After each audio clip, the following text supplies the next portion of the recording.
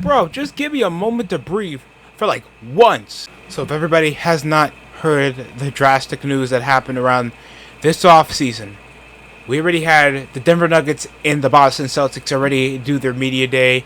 Everything's teasing over before we preview the season, involving media questions over expectations, and then I hear that Julius Randle got traded. A given, he was a teaser weak link over in the Nova Knicks, partial Nova Knicks, because they had to get rid of a former teammate out of Donte DiVincenzo that we spent $50 million to cover cap, and then to recoup over that capital, over also first round pick sacrificed over for Mikal Bridges. Donte DiVincenzo is heading in a three-way trade. He wasn't the only Nick to leave. Julius Randle has left, and so has Daquan Jeffries. That was kind of a garbage time player. Not really much of an upside over him. Julius Randle was a given over the rotation, but Karl Anthony Towns is the new acquisition for the New York Knicks. Vanderbilt Knicks, or the Nova Knicks, whatever you want to call them, bro. I am such in a yo-yo, and I think many fans or basketball fans are just over an expectation like yo-yo right now when it comes to what is the expectation coming in, because I think it was just versatility concerns at the 5 position. Mitchell Robinson, even though he's a dependable 12 to 11 rebounder, he really didn't have much over an upside other than draft compensation for Daquan Jeffries. Karl Anthony Towns has been the only acquisition involving a first round top 13 protected from the Pistons. So now you get rotation at the front court out of Donte DiVincenzo to help over the sacrificial depth that you lost this offseason when you got rid of Kyle Anderson. And now Randle can stretch over that four position a bit more, because I guess Mitchell Robinson, even though he was a pivotal stretch 5 to push over the 4 to space out a bit more, there was times when Randle was a bit, unusable in the playoffs, especially in the Mavericks series, when he was just pissing down his leg in his performance against the Dallas Mavericks in the playoffs. I understand that, but getting rid of Donte DiVincenzo, or what he acquires over in just depth for the Knicks, is a bit heartbreaking. I like Donte DiVincenzo. I thought he saved the Knicks' ass when it comes to their poor perimeter defense, when it comes to spacing out for 3-point shots and his hustle around the 3. Now, I'm not saying that we don't have that over guys like Josh Hart, OG Anunoby, Precious Achiuwa, that was a stretch big for us around the postseason when Hartenstein needed to come off the bench. And we don't know what Mikal Bridges can do, but we know he can sacrifice over his offense to be a good stopping wing. So, could be stretches there. So, I guess the Knicks did this for just offensive firepower over in the 5 position, and it gives less pressure over to Mitch Rob if he can't play that many games. And no one says that Towns is injury prone. And he's a more applicable, like, 25-plus scorer. So is Randle. Hell, I think he's... And the only thing up in his belt, that Karl Anthony Towns made more all-star appearances than Randle.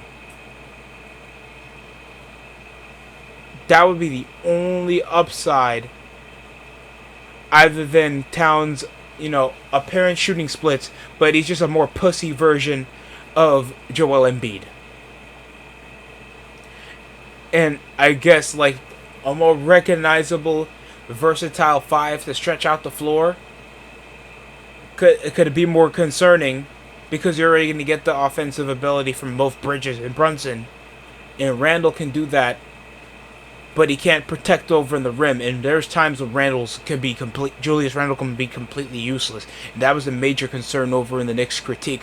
But just sacrificing that for DiVincenzo, man, that hurts. Just like it was losing Emmanuel Quickley.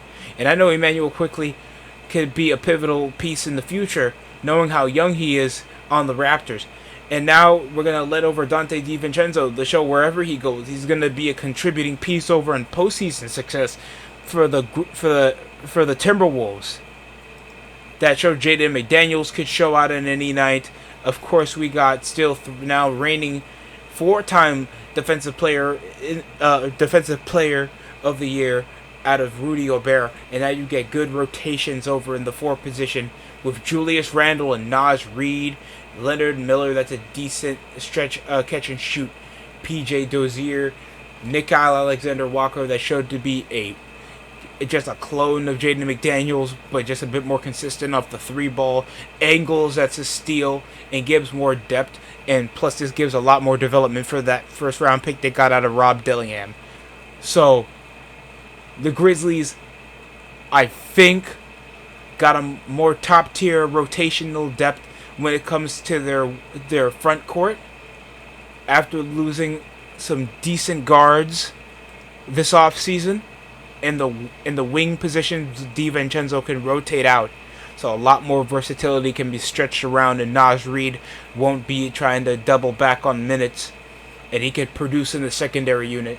So I think depth is a bit more in the concern than if Towns could be dependable a night every week, or Randle can keep his all-star ability like how he was as a Knick. Because we're not gonna lie, when Randle's there, he got a lot of pivotal moments for the New York Knicks, and all the appreciation that I'm sure not a lot of Knicks fans would give to Julius Randle, I feel like he's appreciated. Hell, his 57-point performance, even though it came at a loss, was against the Minnesota Timberwolves.